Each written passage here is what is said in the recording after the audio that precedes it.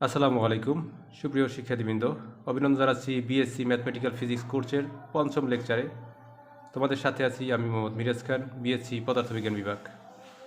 আজকে যেটা আলোচনা করব সেটা হচ্ছে বিটা এর একটা প্রমাণ, যে বিটা এম এন মানে এম এর ভ্যালু হচ্ছে 1/3, এন এর ভ্যালু হচ্ছে 2/3। এই যদি বিটা এম এন করা হয়, এই দুইটার সংখ্যাকে যদি আমরা বিটা করি, তাহলে আমাদের রেজাল্ট আসবে 2π/√3।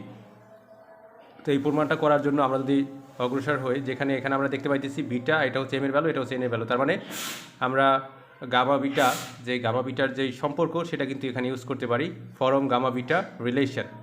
তো গামা বিটা রিলেশনটা কী ছিল?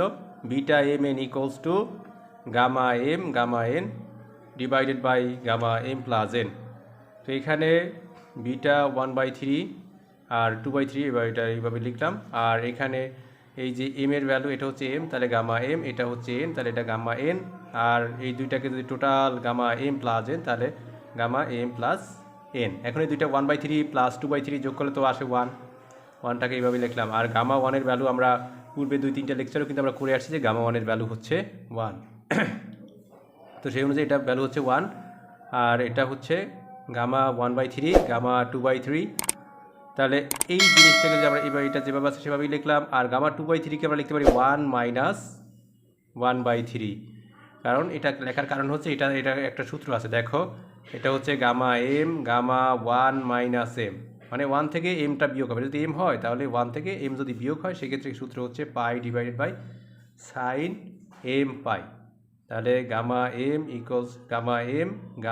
1 minus m equals to pi divided by sine m pi. তো এখানে এই সূত্রটা এখানে আমরা ইউজ করব। তো এখানে আমাদের কিন্তু উপরে আছে, লবে আছে পাই কিন্তু আমরা লবে রাখলাম। এবার হচ্ছে সাইন এম পাই, মানে এখানে যে এম থাকবে সেই এমটাকে কিন্তু এই পাইয়ের সাথে লিখতে হবে। এখানে এম এর সাথে এম আছে কত?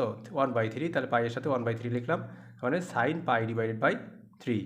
সাইন পাই ডিভাইড বাই 3 মানে কত? Sine 60 degree. Sine 60 degree value হচ্ছে √3/2। তাহলে আমাদের আসলো কত? পাই। এখন 8 পাই ডিভাইড বাই √3/2, এখন 2 উপরে উঠে যাবে, তাহলে আসবে আমাদের 2π ডিভাইডেড বাই √3। খুবই সহজ একটা প্রমাণ। তো এটাকে প্র্যাকটিস করবো এবং এই গামা বিটা সূত্র অ্যাপ্লাই করে আমরা এরকম আরও অসংখ্য ম্যাথ সমাধান করব। সুতরাং পরবর্তী লেকচার দেখার আমন্ত্রণ জানিয়ে আজকের ক্লাস এখানে শেষ করছি। আল্লাহ হাফেজ, আসসালামু আলাইকুম।